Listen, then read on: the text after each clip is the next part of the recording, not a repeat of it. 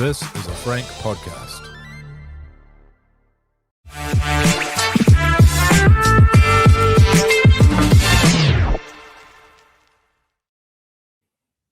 This Warriors Live podcast 2026, episode 30. Will Evans and Brad Larking here with you. No Warriors game this weekend, Warriors men's game this weekend, but we're still live. NRLW team list dropping for round one at 6 p.m. And we're brought to you, of course, by Kingz Container Crew, our favourite container crew outfit and yours, de-vanning experts.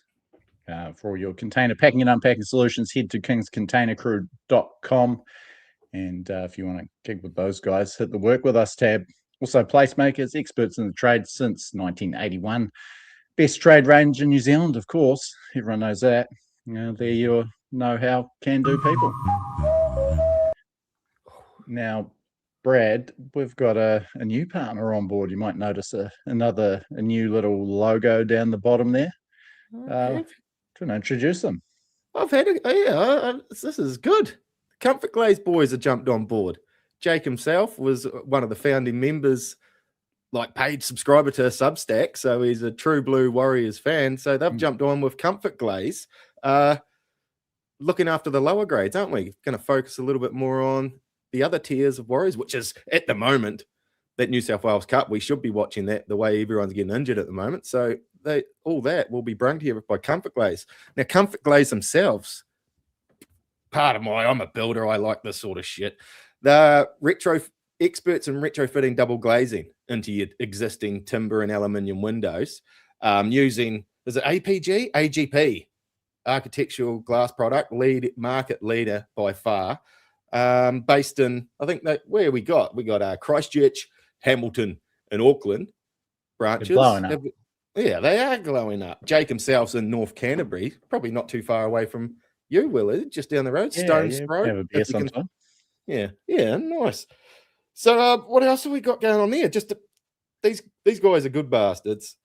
Great Kiwi business. Big focus on staff. Jake, I had a quick conversation with Jake on Friday night, and he really emphasized his staff and also clients. Massive. The client is a massive focus. Seemed like genuine good guys to me. And if you want a free quote, Will, how's this? What have they done for us here, Will? Well, comfortglaze.co.nz for a free quote. And then if you just select This Warriors Life, we're already there in the drop-down menu in the How Did You Hear About Us section. Get a nice sweet discount. So it's not just backing us and supporting the next gen coverage that we're providing. You get something out of it too. So yeah, if you're shivering away there with your single glaze windows, get in touch. Yeah, keep it in the community. The world lacks community these days. So if he's going to support us, do your best to get out and support them, I reckon. Good on you, Jake. Thanks very much, man. And look forward to starting this budding new relationship, Will? Yeah, mate, we'll bring you some lower grade wraps a bit later on. There's on thiswarriorslife.com on Sundays. That'll drop each week as well. Get your highlights and your match reports. But yeah, we'll talk about it a bit later on the pod too. Firstly, though, Brad, another loss. Yeah. It was an absolute thriller, 26-24 to the Dolphins. Third 2-point loss in the space of 4 games. Was one of the games of the season. Now, it was kind of hard to, to focus on that at the time because it's such a heartbreaker. But, it was a classic game. Thought it was one that we, let get away. 2 versus 3. It felt like it too, high quality.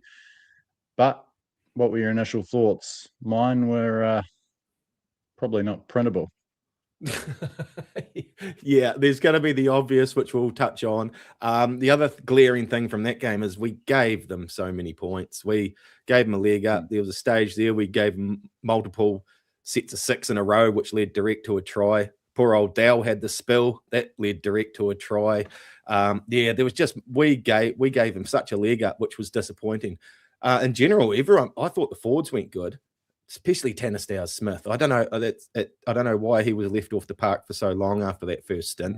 But yeah, him and Laban, man, it's worrying about losing experience next year. These two almost feel experience the way they're playing now, and we're in good hands next year if we do lose a bit of experience, I reckon.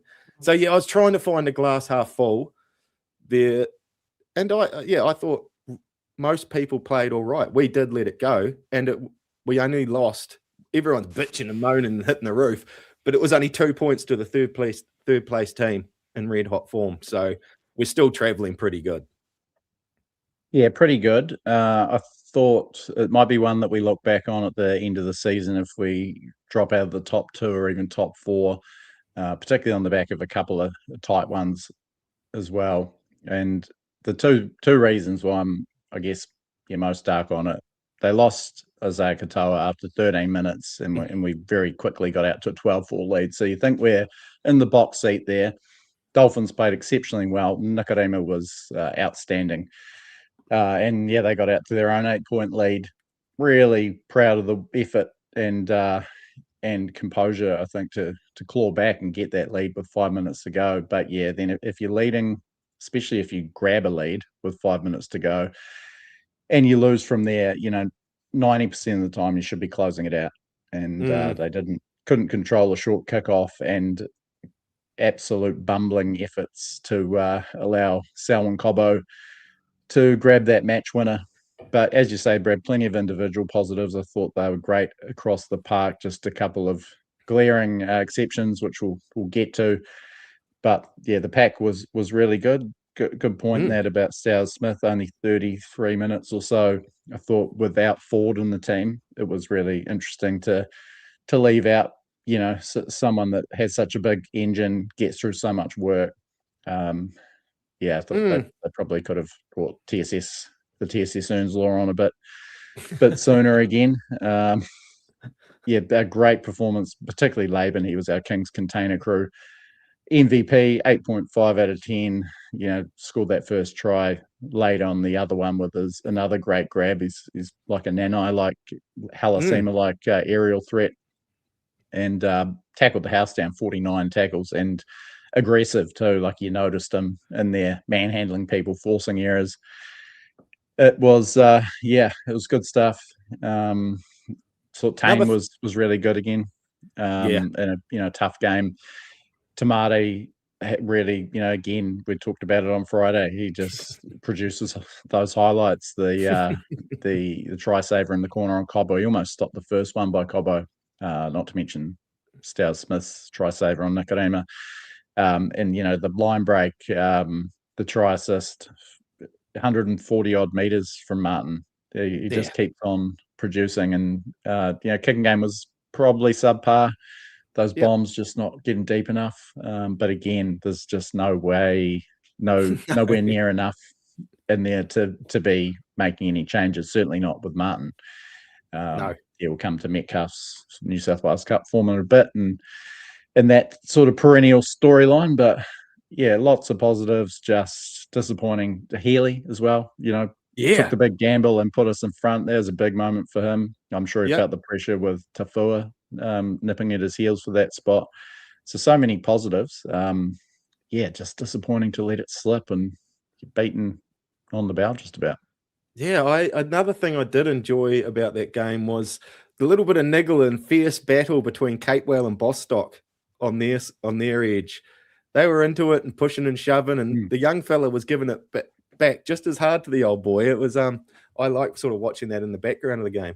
That Katoa injury, I thought that was going to be the swing, but it's almost that's when we swapped out our forwards with substitutions, and we lost a bit of momentum there, and we struggled to get it back. Well, there's no way. Did he dislocate it? Is that what happened in the end? Yeah, dislocated, I think, and going in for surgery. It's a huge blow for them. Crucial to get that win for the Dolphins, who are on an eight straight streak. Are they?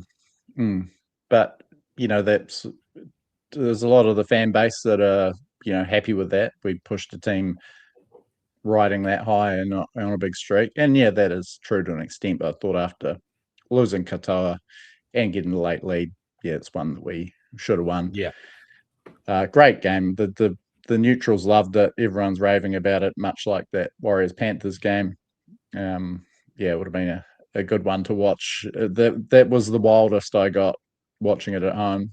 as far as throwing tantrums and screaming and getting excited. It was, yeah. It was Oh, a did bit that of a get the throwback blood to me. pumping, that one? Yeah, I was up and about, out of the seat for probably the last 20, just wandering around. Yeah, I go out to the deck. I vape through and watch through the window like a scared kid.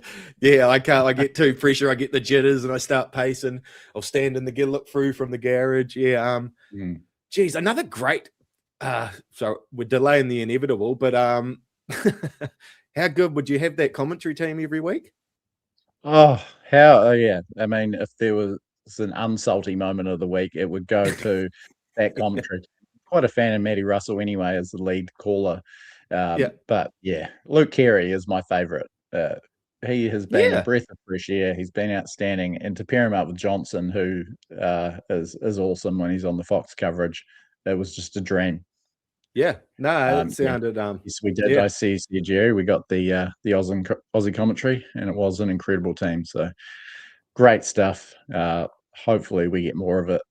Hopefully, they heard the rave reviews and send that crew every time we've got a game in Aussie. Yeah. No, that was epic. Right. What do you reckon? So,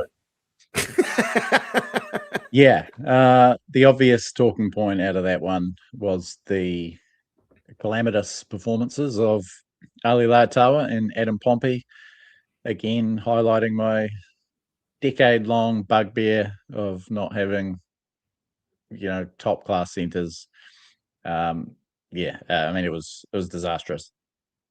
Yeah, and I wish this is a shame Fonz isn't here before we put the bid in, because I'd love to know from Fonz, who watches it a bit differently than myself, if there was anything happening inside before bagging them out for their efforts that we saw on the TV. Could you see anything around them that was causing them to show that sort of display? Because to me, it looked like pure complacency for 80 minutes, highlighted by the Nicarima strip on Pompey. Yeah, let's talk Pompey. That was a shocker. I mean, he'd come up with the error. The Warriors defended that set. He actually took the high ball, went out to the 20, took the tap, and then got it stripped, and the Dolphins score. So it was a pivotal moment in the game. Back onto Laatawa. I mean, rushing out of the line, it's the third time he's done it in 6 weeks where there was just absolutely no call for it, and he just came up empty and easy try. Did it against the Dragons, did it against... Who else did he do it against the Panthers? With McLean up against McLean, and this time, I mean, that was an absolute shocker, just a total rush of blood. And I'm not quite sure if could be a bit more sympathetic with that mad scramble for the match-winning or match-tying try, but it didn't look good for him. Just sort of. Yeah, no, it just compounded my anger seeing that finish the game almost. I don't think, he was too much at fault. It was a bit clumsy and tripped over, which seems to be his game lately. The only time he does seem to rush is out of a defensive line. Otherwise, he doesn't seem to do anything in a hurry. His lackadaisical, the way he carries him around on the field, it's starting to grind me. And the way other players seem to get to career best under Webby, and there's no visible improvement week to week at the moment from especially Laatawa. And Pompey had an absolute shocker. The only saving grace for Pompey maybe coming next team naming is his kicking ability, because he was we haven't got enough. Everyone's screaming to swap him out. I wouldn't mind seeing one change, but we haven't got the cattle to make two changes there at the moment. Yeah, and especially with both our starting wingers potentially not available for the next round. We'll see what happens there. But we'll run through our outside back options, because there are some. Again on Pompey and Laatawa. I mean, they're both over 100 kilos, and they both, whether it's right or not or fair or not, they both seem to have a kind of a bit of a laconic attitude, or the way they carry themselves, and it lends to the sort of games that we see, what we saw on the weekend. For them to do it on the same day was obviously pretty untimely, and in a tight game like that, a few people were sticking up for them, saying, they're playing against the best centre combination in the game. That may be true, but that is not a license to, and not much of what happened was anything to do with who they're playing against, aside from Bostock to absolutely standing up Pompey for the second to Sarko try. But also, Bostock's only played 9 games in the NRL at centre. Farmworth's obviously, close to the best in the game. Bostock's a novice. Pompey's a 130-game veteran in the NRL. And, supposedly one of our most reliable. So there's, just not too much I can say really to sugarcoat what we saw from them. Unfortunately, I think they'll get another chance. And, it would be very Pompey-like to have a really strong game next up. Same with Leotara. I mean, he's very talented, but again, it just feels like that's a pairing that's going to let us down and hold us back when the stakes are high. Yeah, I think you did right. And then I can't remember, you put out a bit of written content over the weekend, and you said that how gutting was it cutting back and Roger was on the panel at the TV studio. Like, we had one of the best operators there this season. It was perfect, but one injury and then, or 1 or 2 injury. Will they change it? Well, we might just use this as a segue into the No Ugly Salty moment of the week. And No Ugly makes scientifically formulated functional beverages. And the No Ugly Salty is a replenishing isotonic hydration drink. And they're giving away a case of it to the saltiest This Warrior's Life listener every week. Simon got in early here. He's in the comments here tonight as well. He's already teeing off. He's hanging out. He wants to see if he won. I think it might be. You can almost say that this was his fault. He preempted what we saw, because this came pre-game, this entry. Oh. So a salty moment before a ball was even kicked. I think he's seen it. It's probably through on Wednesday, I reckon. The centre position, listening to bloke in a bar, and the Knights won't re-sign Gagai. He's gone back to the Broncos. Broncos picked him up very cheap. Storm signed Bronson's Cherry and won't re-sign Howarth. He's on the open market. Fuck's sake, can we please get ourselves a strike centre? Yeah, probably a fair call. And I've got another couple to throw into the mix. Jake Averillo getting snapped up by the Tigers. Classy player, can't get a run at the Dolphins with their outside backstops. It is an area that we need to brush up on. And thanks, No Ugly. Simon's getting a case of that sent out to you. So well done, mate. Enjoy those. Well done, numb the blow there, and get your entries in this week. I'm just piggybacking on those, the Pompey and Co. My salty moment of the week too. But well done, Simon, and get your No Ugly salty moment of the week entries in. DM us, drop a comment in, and you could be in to win. They're 500 mils and 12 of them, by the way, Brad. That's jeez, they hydrate you rapidly.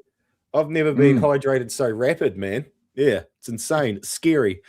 But he's dead right there. I was looking through the transfers, what's been happening in the transfer market lately, and I noticed that Howarth, and especially that Jake Averillo one. I was like, oh, geez, wouldn't mind a bit of that.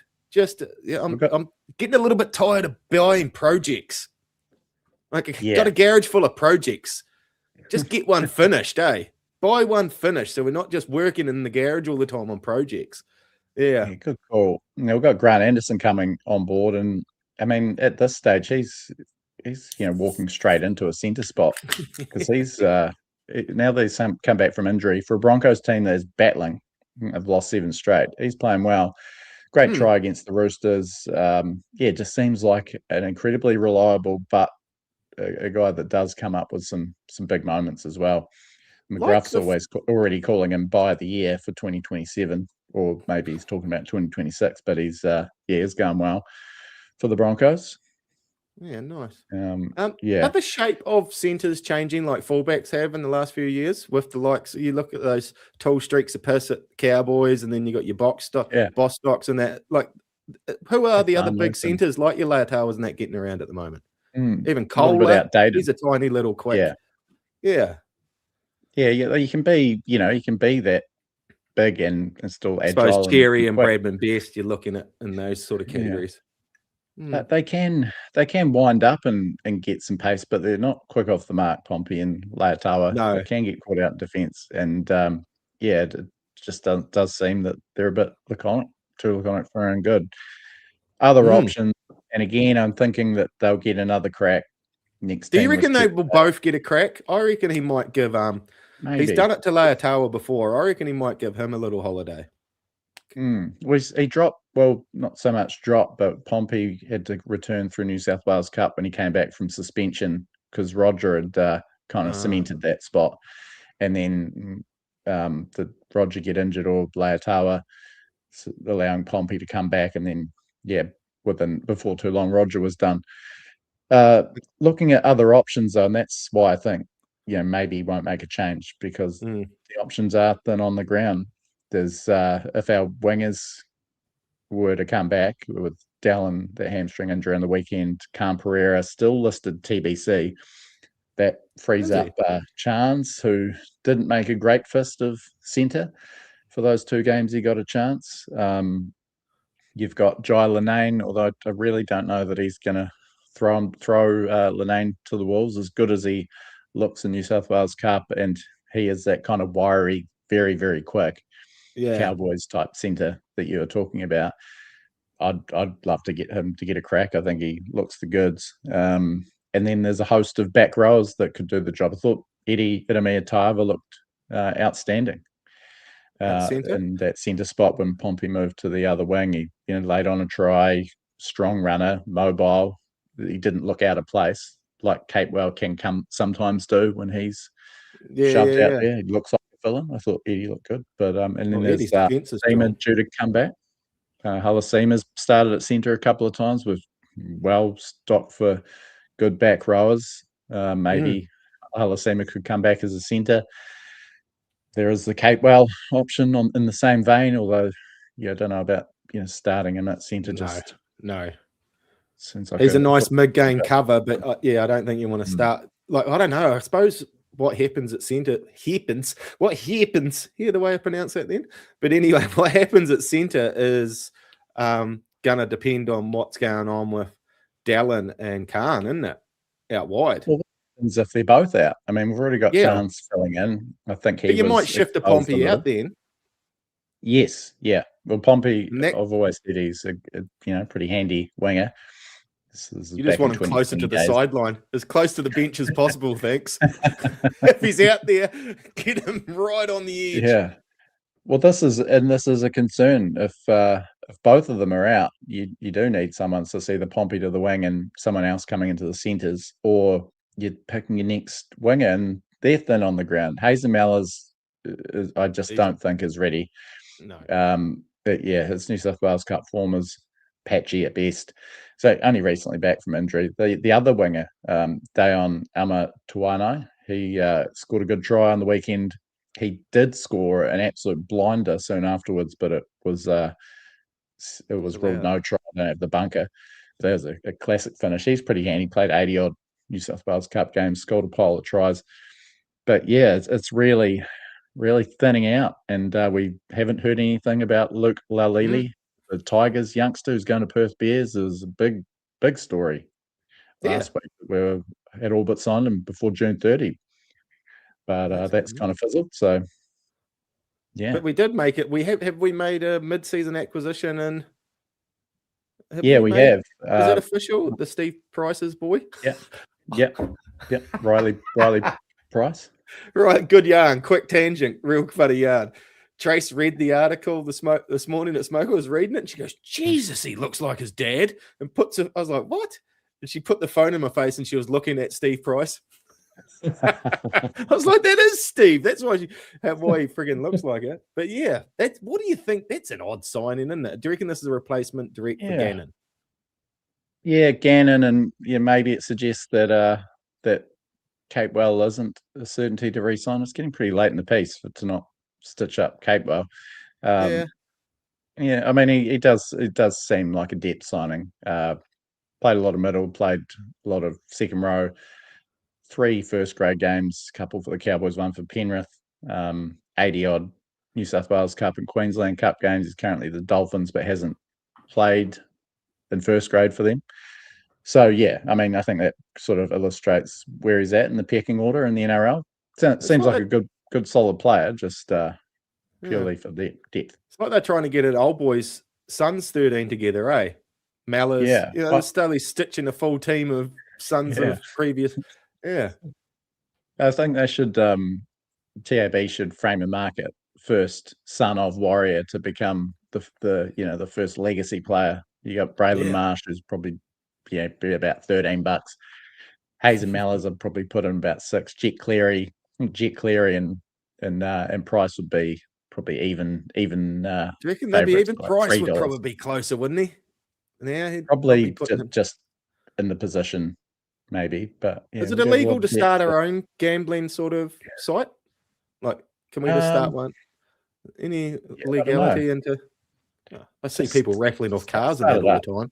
Yeah, just start up and see what happens. Plead ignorance. Yeah, so we'll see how that plays out. Obviously, a bye this week, so huge teamless Tuesday. Maybe it gives a chance for a few of those injured boys to come back. Rocco Berry's obviously the other one, but he What is wrong with him now? Baby. Hamstring, I think he did half a game into New South Wales Cup in Christchurch. So, I mean, would you really risk him in first grade when he's come back from all those shoulder problems and he's lasted 2.5 games in New South Wales Cup and done a hammy? I mean, if you're going to name Berry, I think that Capewell needs to spend half the week training at centre for his inevitable mid-game switch. It's like he's tuning one of the physios or something, okay? And he doesn't want to. He always wants to be in rehab so he can keep talking to this chick. What's going on there, eh? How's he get? That's an unbelievable injury run. What doesn't make sense? We can't afford. You can't afford. I don't even care if he's on 80 grand a year. Like, that's wasted money, isn't it? Like, it's a complete waste of money. I'd tell him if it was an employee of mine, I'd be starting to go, oh, you know what, mate? If you're not actually ever going to be at work, this probably isn't going to work out. Get him on the mower or something. Just to, we are running out of backs. Yeah, we are. Lucky Tane's come up trumps because after being so cock-a-hoot about our depth, eh?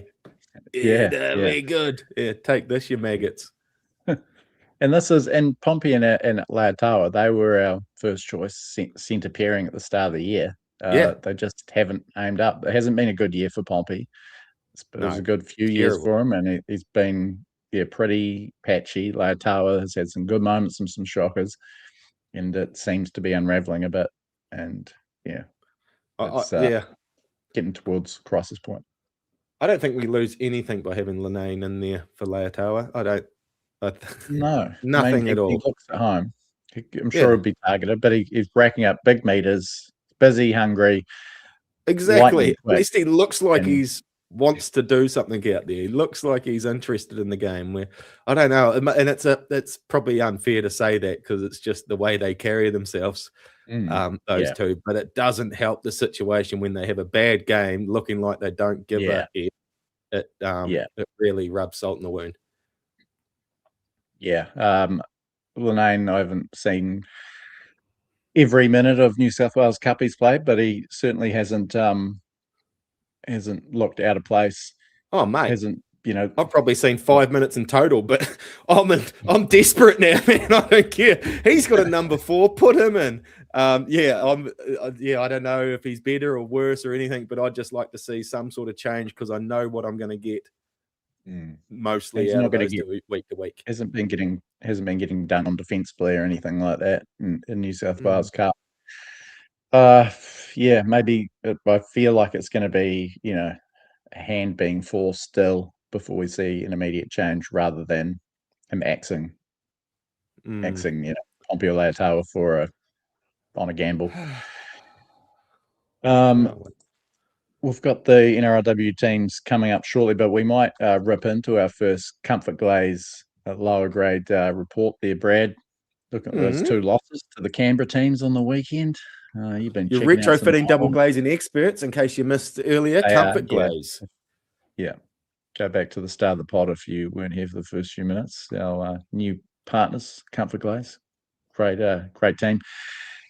30-22, the Fleet team went down to the Raiders in Sydney, that one, and pretty entertaining watch. Caught up on some highlights today, courtesy of Warriors Anonymous, and also we're going to have Jared Cronin, who you will recognise, the G-Man from SEN in Sydney, but he also does all the commentary for those highlights for our lower grades. I've said it now, Gerard, so you got to come on, mate. No backing out now. Backed you into a corner, bud. Yeah, they were caught on their heels, conceded the first 3 tries. Really nice play between Jack Thompson and Harry Inch to put Harry Tawa Fiafi Uotoi in for another try. He scored a boatload of tries, as has Brandon Norris, and this was on the back of more great work from Thompson. I know you're a big Thompson fan, Brad. Yes, I am. Yeah. He looks the goods, eh? He really does. He's sort of the one that I'm looking at. I'm really looking at him and Linnane's progress in terms of the juniors. But this is the bonus of having ComfortGlaze on board and actually getting to watch these games, sniffing around there. There's some cool other kids in there. Bishop Neal again sniffing it. Just standing on the wing, eh? It's crazy how often he finds himself on a wing. Who was the other one? Oh, no, it was in the next game we'll talk about. The guy Harry Inch continues to look quite classy, I think, with his touches. Another big boy up front scored a second half double. What's his name? Tipatasi Laumalili. Now, he's a massive unit. He is wide, broad, like not just he is. Jesus, like a concrete mixer. He looked very impressive, scoring those couple of tries, and they got pretty close in the end. They were only down by 6 with 5 minutes to go, and then a penalty goal sealed it for the Raiders. But handy performance overall, I think, for that Jersey Flegg team. They sit just outside the 8, don't they? Are they 9th? Yeah, I think they're sitting in 9th. Both teams are 14-team comp, something like that. Both 7 records, and on the fringes of the 8. The New South Wales Cup team down in Canberra, they also went down 34-16. Very similar trend. They were down 18-0 after 25 minutes or so before getting a bit of momentum, but never really looked like climbing back into it. The Raiders scored fairly regularly.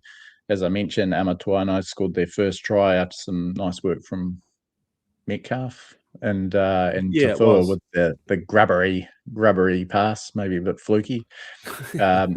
Cleary almost put him in again. Then Tafua, he was kind of his passing game, you mentioned, Brad, was a bit patchy, but 3 try assists, a big line break to set up Metcalf backing up to score early in the second half.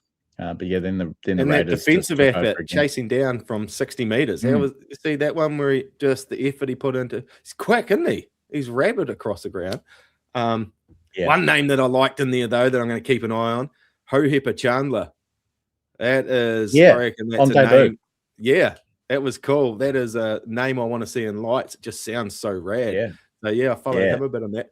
One thing I noticed, whilst Jet Cleary hasn't got the finesse and he's not as like Nathan Cleary's bit, he's still got that tenacious defense and he's stuck into everything, and just his professionalism, he's in the game. I love that about him, and I think it's going to enjoy watching a bit more of him now and seeing that. How did Metcalf go? I mean, all right. Like, he had his moments and, backed up to score a try, was taking the line on, kicking game, obviously a bit longer and better than Martin's, but not sensational. Just, I don't know, I don't quite see the hunger there. And I think that's more of a style thing from Metcalf. So it's tough for him, I think, playing New South Wales Cup. The stakes are low. He's going the Dragons next year. There's probably no clear, he sat on the bench again, 6-man bench for 80 minutes in Brisbane, had to fly down, as did a couple of the other boys, down to Canberra, get a bit of a dicking from the Raiders in New South Wales Cup. So I do feel for him a little bit, but, he's really got to produce something dominant, I think, at that level to come anywhere near forcing Webster's hand. I know Fonz, he's not here, so he can't stick up for Metcalf, but I just don't see them making a change based on, kind of pie in the sky hope, when I think our halves are doing an all right job. Chanel Harris-Davita's been a bit quiet, not finding those big moments, but Marty Martin's been outstanding. It's just the kicking game is a bit short. So, I find it funny that he's playing back anytime soon. He's playing 6 in New South Wales Cup after all the statements about being a 7, and he still can't be 7 for New South Wales Cup. Ball in hand, taken on the line, he still looked dangerous, and that's where he looks his best. But he seemed to just run himself out of room a little bit whenever he was attacking with the ball and trying to set up a player outside him. He always just run himself into a corner again, like he done a few times last year. But when he takes on that line and decides to pin it, that's him at his best. And he did. There was a couple little half glimpses of that in the weekend that I did enjoy seeing. But it's tough. There's a few errors too, and just not enough to suggest like, geez, we need him back in there. And especially when Tamati's, like, I think Tamati's playing better in general play, quite a lot better in NRL than Metcalf is in first grade. Riz is mentioning that he has been playing 7. He's been wearing the 6, essentially playing like a 7, doing all the kicking, I think, probably playing that first receiver, both sides of the ruck a bit more. But Cleary's still playing well. He is. Shunting Hansen to fullback. You can imagine those boys being a little hard done by. That was one thing, because that Hansen had a nightmare at the back in the weekend. Dropped a couple of, they peppered him with high kicks, and he dropped a couple. And it's so unfair because he's a 6 or a 7, and he's just been manufactured out the back there and having a real tough time of it. He's a competitor.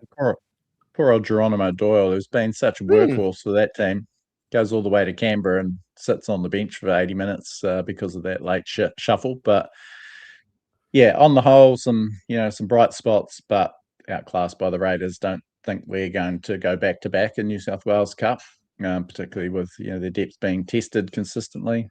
And the top grades cannibalized a lot of their squad this season too, haven't they? As well as losing from their good season last year. They made a good point in the commentary. Such a stellar season, a lot of those stalwart New South Wales Cup players picked up contracts elsewhere in the competition. So, it's what happens of success in that grade. Unfortunately, it probably swings around every couple of 2 years. 2 years? Well, 4? Maybe 8. It has been overlooked. Kalani going was the heart and soul of that team. Freddie Lussick was a key player. Tom Ale. So he's still carrying on like a pork chop behind play the balls, isn't he? Lussick. He loves it. Loves having a whinge. Sorry. Just a couple of others to mention. Jacob Aloa on the fringes. I think he's been sort of named in the 23 at NRL level. He scored a try off Tafua late. And as you mentioned, Hopper Chandler, only 13 minutes on New South Wales Cup debut, but looks like a likely chat. Looked energetic. Hard. Yeah. New cult hero. Oh, nice. That's thanks, ComfortGlaze, for that, for bringing our coverage of the lower grades and next gen talent to you. Brad, that's probably. Did you have something you wanted to? No. It was a tangent more than anything. How good was it being like to wash the salt out of your mouth on Saturday night watching the Panthers go down? That helped a little bit with the healing. It almost made it worse though, because they've lost 2 in a row. We could be just nipping at their heels, and just such a missed opportunity. Now we're in this log jam. It was 2 points separating us and the 8th place Sharks. But still, so negative. Asked us, so negative all the time, man. If you asked at the start of the season, are you sitting second at the end of round 18, round 17, and will be round 18 too, you'd be feeling pretty good about things. So I'll stop. People are trying to, and people are trying to draw comparisons to last season. This is us starting to slide, but I think they're still playing well on the field compared to last season. We were really hurt, weren't we? It was limping, needed to almost be put out of our misery. It's a big game coming up, though. Tigers won. Tigers. If we were to lose to the Tigers, then we'd be starting to think, this is a bit too much like last year. 2 ACLs, the mid-season stumbles.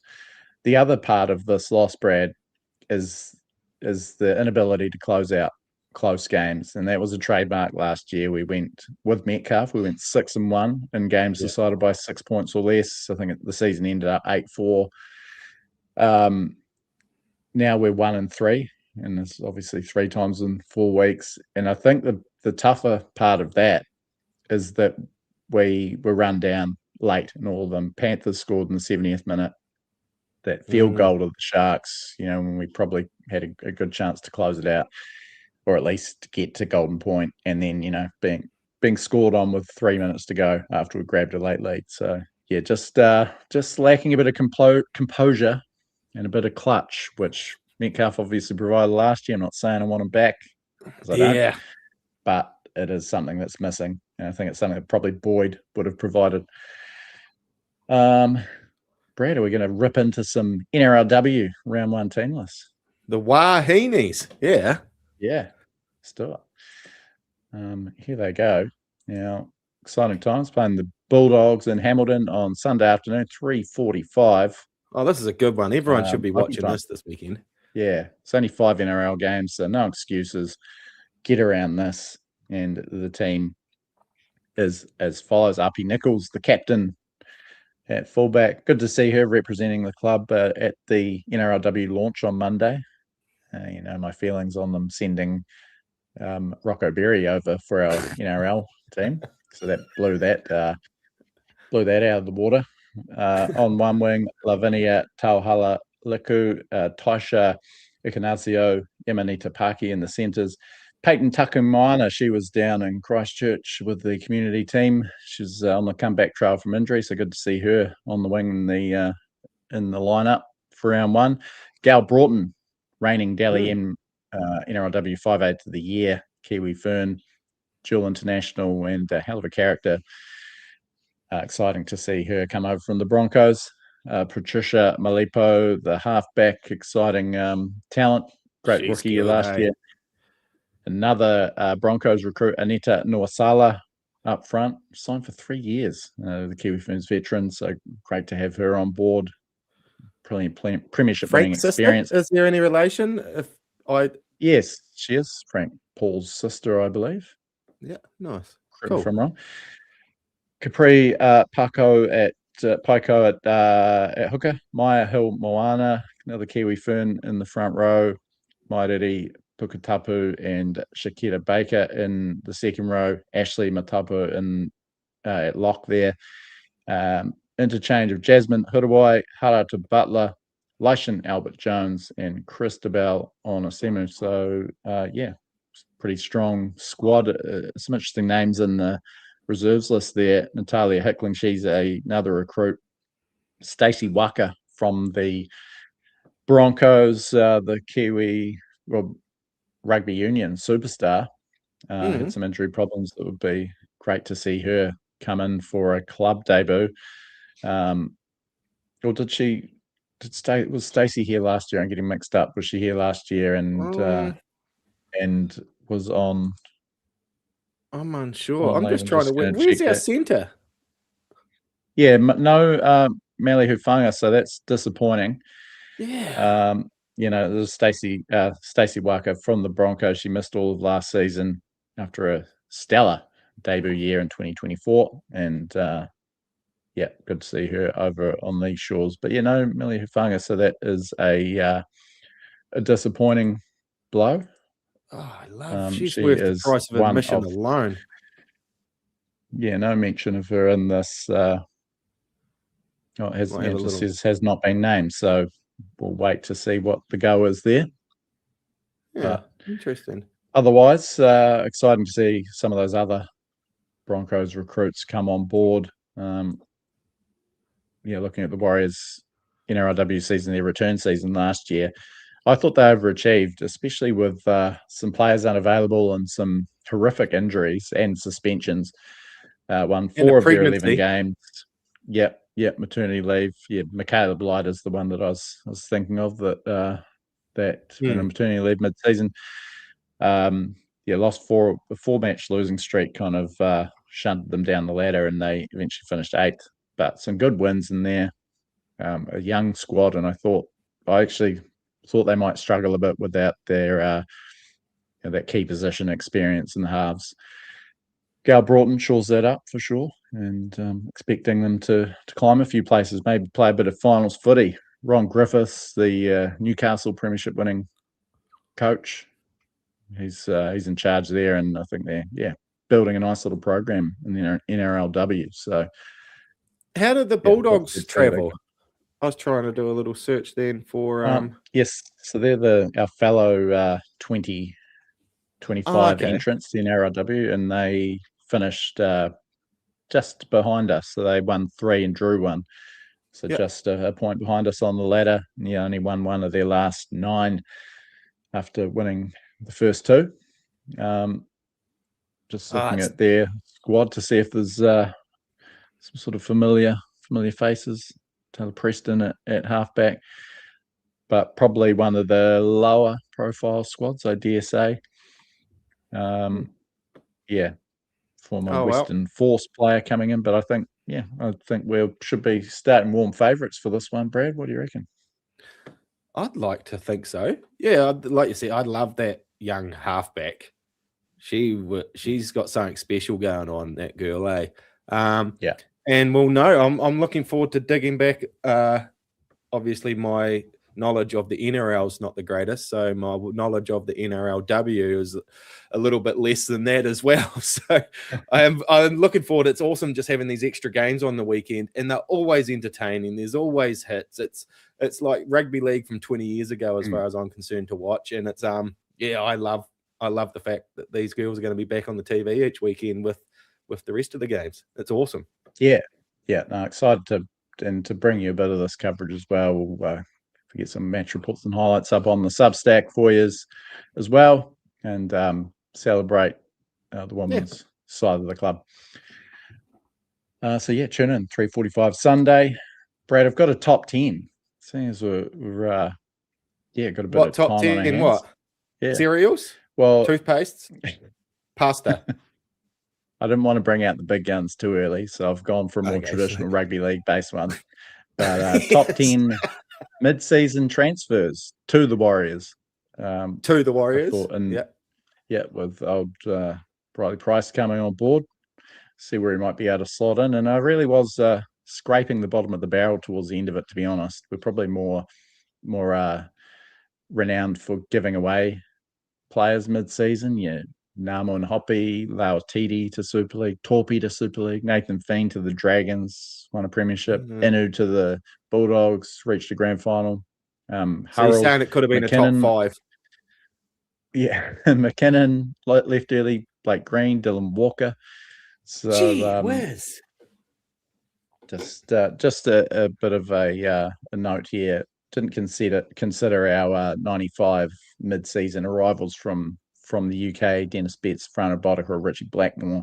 And I also didn't consider our COVID 2020 loan players, Puasa Famasili, Jack Hetherington, the cult hero, and Daniel Alvaro and George Jennings, who are both outstanding pickups from the Eels. Jennings? So Daniel Alvaro, is this Jake's sibling? Avarillo, Alvaro. Yeah. I've just worked out who he is. He's that big blonde kid too, eh? Doesn't look anything like Jake. Yeah. He was good though. Daniel Alvaro. Now, so the top 10, I'm going to incorporate the PlaceMakers Warriors Legend of the Week into this as well. Coming in number 10, Sean Lane. There was a bit of a swap deal with Raymond Faitala Mariner in 2016. He only played the one game for us. It was a memorable one, though, an upset win over the Dragons after the sleeping pill and Red Bull scandal, and we had to patch together a team, and we won handsomely. That's the game Sean Lane played in, but that was it. Then went on to find his feet at Manly and then Parramatta. Dynamis Louis, former Origin rep, arrived in 2022 to shore up a gap, played a handful of games. Dejan Arce, he came from the Cowboys, Canterbury boy, Aranui Eagles Junior, and he played a pretty handy role after arriving from the Cowboys in that 2022 season, partnered SJ a bit, played some fullback, went well, then went on to Parramatta and now Super League. Jack Murchie, he arrived not really alone. He was a permanent sort of arrival early 2020 in the COVID, amidst that COVID time, and he hung around for a while. He was with us until the end of COVID, 2022, played 37 games. So I've got him at number 7. Number 6, controversial one, Matt Lodge, only 13 games. Caused plenty of And a chaos pocket off full the of field. cash. And really reamed us. But 13 games and really produced on the field. He was actually very good for us as a player. Was. And certainly a nice little sidelight, I guess, to those crazy COVID years. Gave us plenty of fodder for the podcast, that's for sure. Freddie Lussick, he joined from the Dragons, or was it Roosters, midway through 2022, and performed well enough to really hang around for a wee while. Got re-signed, and he was here for 4 seasons in the end. 42 games, sort of really made a name for himself and got that Panthers deal, which is working out very well for him. Played 12 games for the Panthers already. So that's he's at number 5. Cody Nikorima comes in at number 4. So he arrived from the Broncos mid-2019.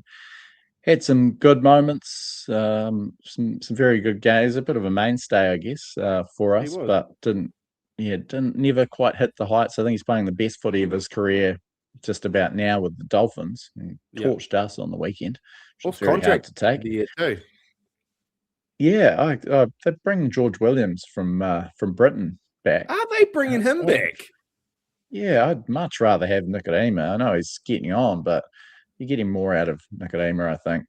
It's a great combination. He and Katoa, great balance. And I'm very surprised. Nikodem would be a great pickup for the Bears, Perth Bears. Yeah, he would. Now he played. George Williams, is he the one that went to Canberra and sulked and went home? Yep, that's him.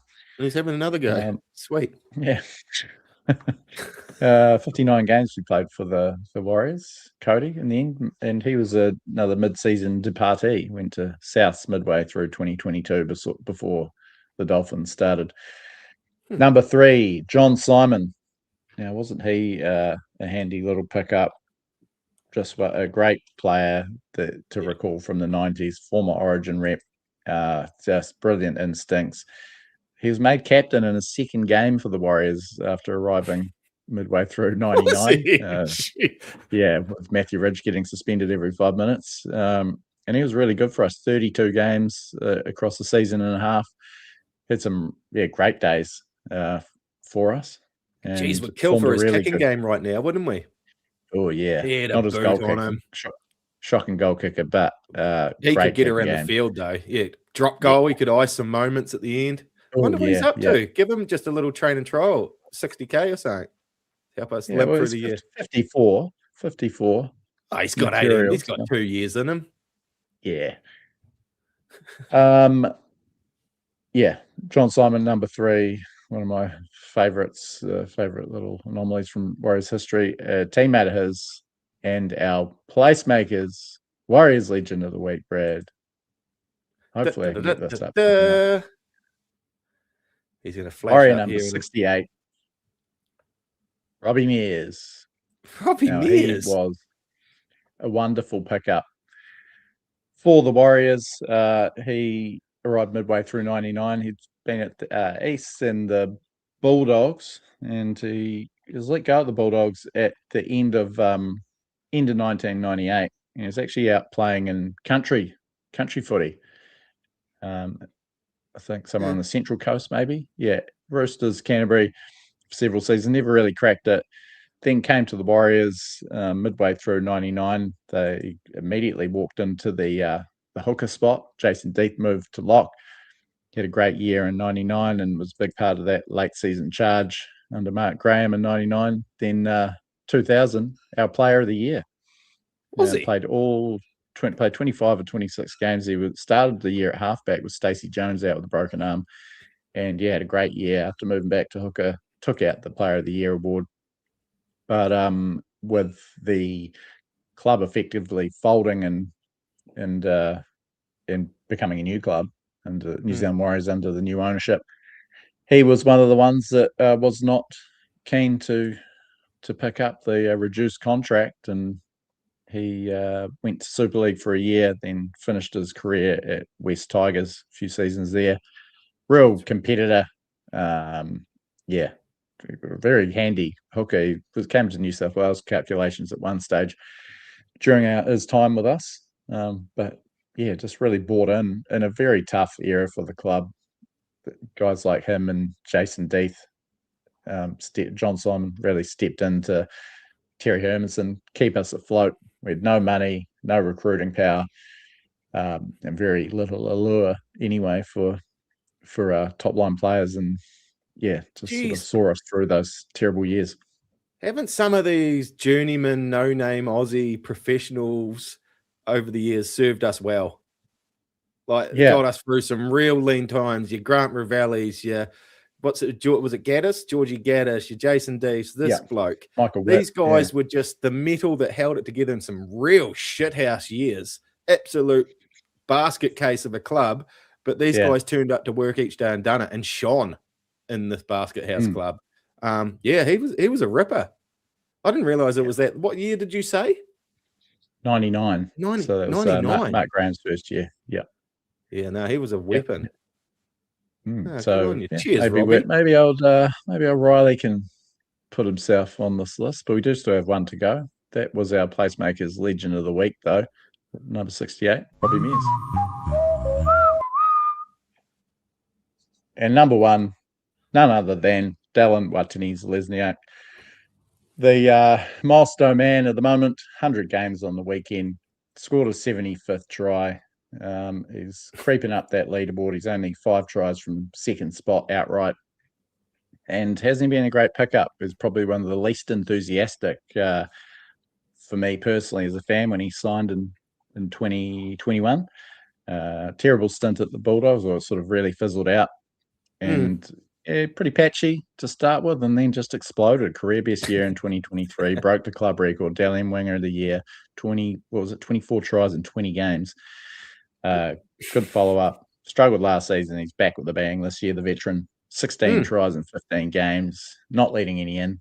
He's on fire.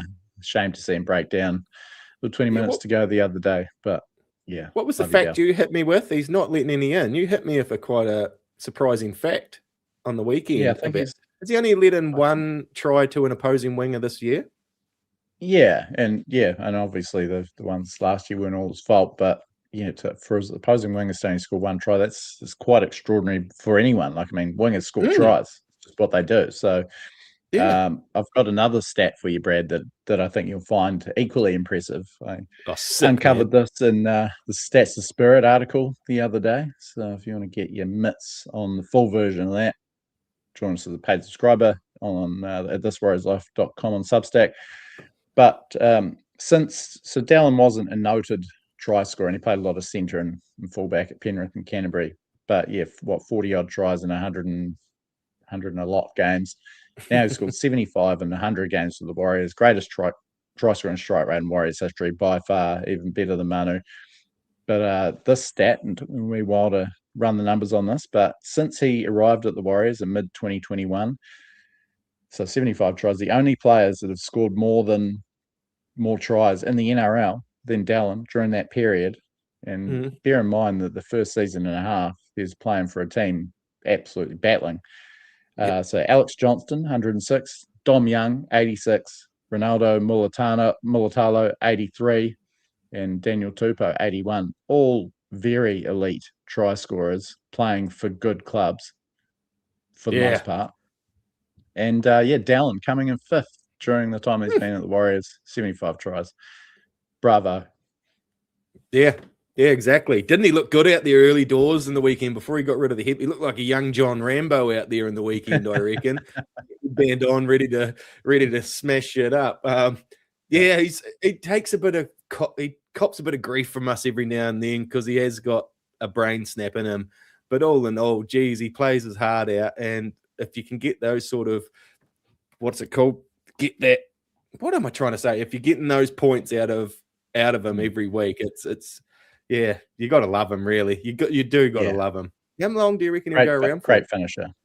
Yeah, well, that's another talking point. I guess he is there's still a bit of confusion around that club option, player option, but I think we're going to hang on to them. Surely, I think this latest injury crisis. We've got that Riz is just informing us Mally Hufanga out for 4 weeks with a hamstring injury. Thanks for that, Riz. Cheers, bro. Jimmy is also, and Jimmy's chimed in late. ComfortGlaze on board. He's in the market for double glazing. Well, go to comfortglaze.co.nz, inquire, select This Warrior's Life in the drop down from where you heard about ComfortGlaze, and you'll get a wee discount there, Jimmy. So you're welcome, mate. Dallin. So, surely he's got a reason. I know I've got Loffy and Warbrick on the way, but I would be keeping Dallin around if we can. Yeah. At the moment, this little injury period is highlighted.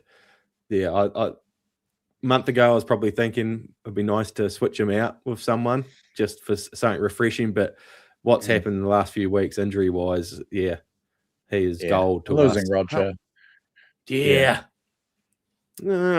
Interesting times. Times. It's not a bad little bye-week shift from us there, Brad, I think. Nah, it's not, is it? Mate. So I reckon Did we take over an hour? Yeah. Oh, that's enough, Dylan. That's enough. Let's go, man. Yeah. I didn't realize we'd done an hour. Yeah. Well, thanks, Brad, for joining me during this bye week. We'll have that Thursday episode on Thursday of Jared Cronin from Warriors Anonymous, focusing on lower grades and next gen. Probably a bit of pick his brain over the standouts from earlier this year, Harold Mance and SG Ball. So that'll be great. And thanks to you, Brad. I'll just have to announce now, muzzle to you. I've got boys rugby Friday night under the lights this week, so won't be available for Friday beers this week, but we'll do an extra special one next week. Yeah, sounds good, mate. It is a bye week after all. And guys, update: we got 2 new followers on Instagram last week. Oh yeah! So keep that coming in. Please keep that momentum up. And who knows? Anytime now, we actually might have close to 700. So just keep up that momentum. Yeah, celebration posts incoming. But thanks, Brad. Thanks to everyone that's tuned in and listening later, watching later. Kingz Container Crew, thank you, boys. PlaceMakers, ComfortGlaze, great to have you guys on board. No Ugly, the get in with your salty moment giveaway. You can get a case of that. But until next time, Brad, look after yourselves and each other.